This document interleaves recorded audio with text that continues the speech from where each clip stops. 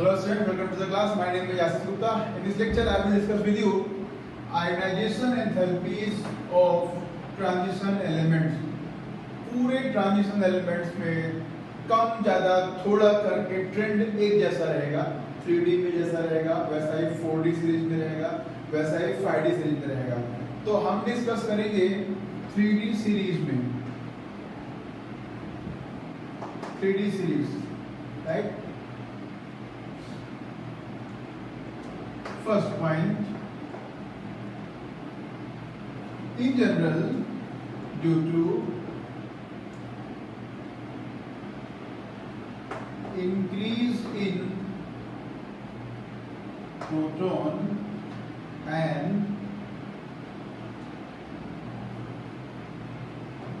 valence electron, ionization enthalpy increases from left to right. Though the trends are not left to right, ionization enthalpy increase तो होती है but regular increase नहीं होती है, right? क्यों नहीं होती है? That is the point of discussion, right?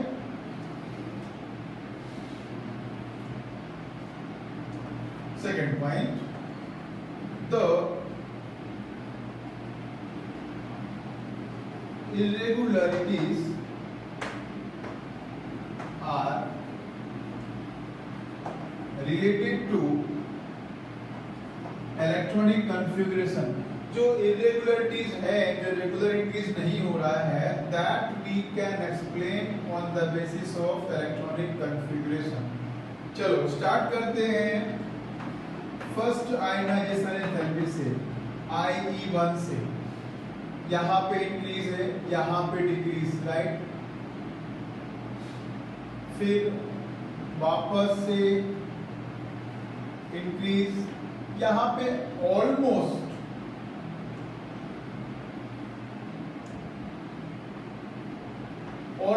Same, right? फिर यहाँ पे इंक्रीज हो रहा है, यहाँ पे इंक्रीज हो रहा है. तो कैसे इसको जस्टिफाई करते हैं? Mn का ज्यादा क्यों हो रहा है? S है कंप्लीटली फिल्ड और D है हाफ फिल्ड. तो completely filled half filled situation होने से Mn का IE1 ज्यादा है, right? IE1 for Mn is high because 4s and 3d5 both are in stable configuration.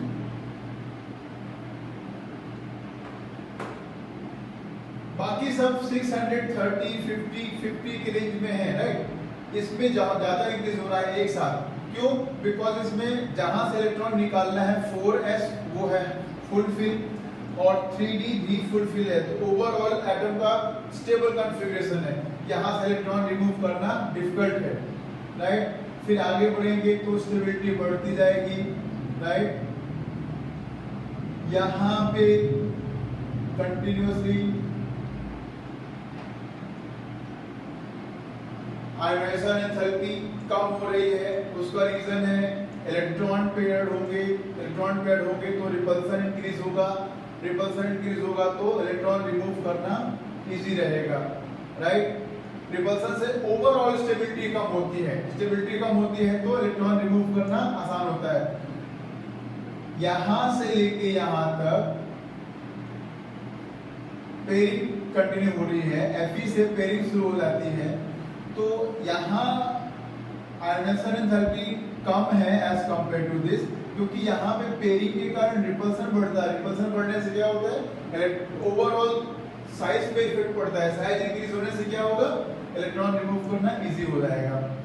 फिर यहाँ पे देखें नोटेबल पॉइंट फिर यहाँ पे है, Zn का I1 बहुत ज्यादा है क्योंकि वापस यहाँ पे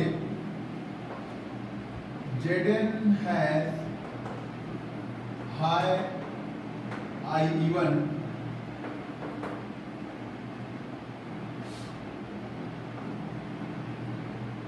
because 4s and 3d both have stable configuration। 3D10 है, 3D10 है, 4s2 है, मतलब दोनों फुल हैं, इसलिए स्टेबल हो जाता है कॉन्फ़िगरेशन। स्टेबल स्पीसीज से इलेक्ट्रॉन रिमूव करना क्वाइट डिफिकल्ट होगा।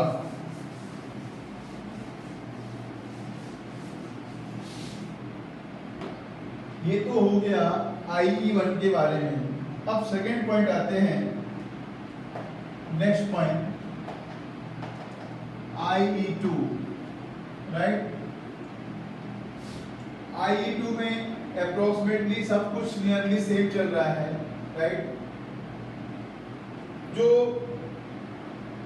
ज्यादा है, जो एब्नॉर्मल है, वो है Cu का।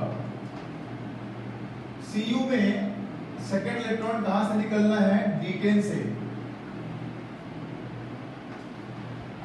इन Cu second electron is to be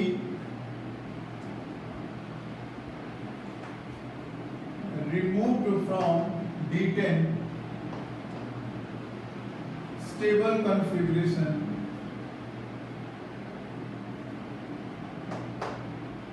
so IE2 is highest। मतलब स्टेबल कॉन्फ़िगरेशन D10 से इलेक्ट्रॉन नहीं निकाल सकते आप, बहुत स्टेबल हुआ कॉन्फ़िगरेशन इसका, राइट। तो वहां IE2 में हाईएस्ट वैल्यू किसकी जा रही है? हाईएस्ट वैल्यू है Cu प्लस की, राइट, क्योंकि it is having D10 configuration. और Zn की काफी लो है, इवन की निकल से भी कम है, right. Zn has low IE2 as removal of second electron gives it stable D10 configuration।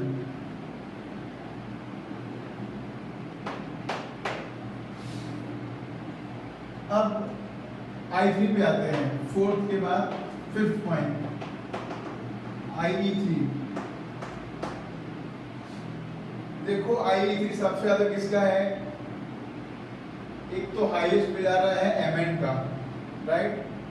यहां तक में काफी 29 से 32, right.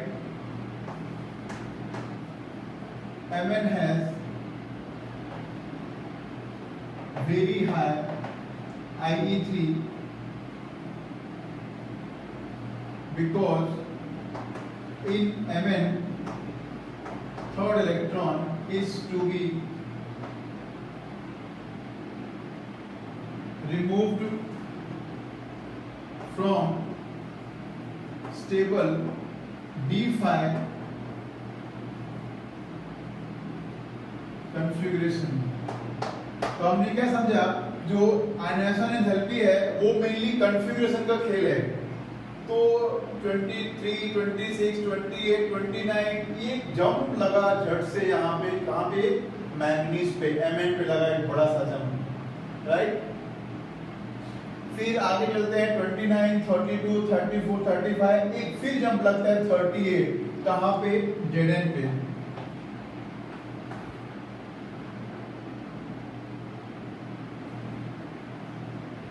Zn has highest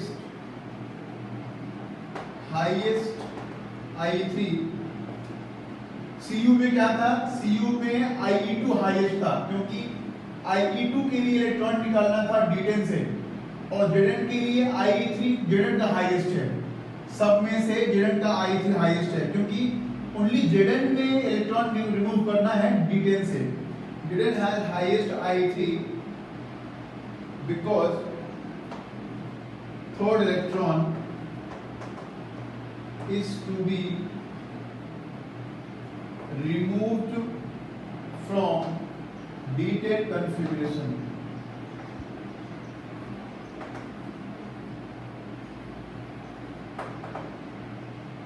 right, तो हमने ऑब्जर्व किया, पूरा सिस्टम देख लिया इसका, जो बेसिकली डिबेट किस पे करना है, इलेक्ट्रॉनिक कॉन्फ़िगरेशन पे। तो बस इस लेक्चर में इतना ही, मिलते हैं नेक्स्ट लेक्चर में, तब तक के लिए थैंक यू।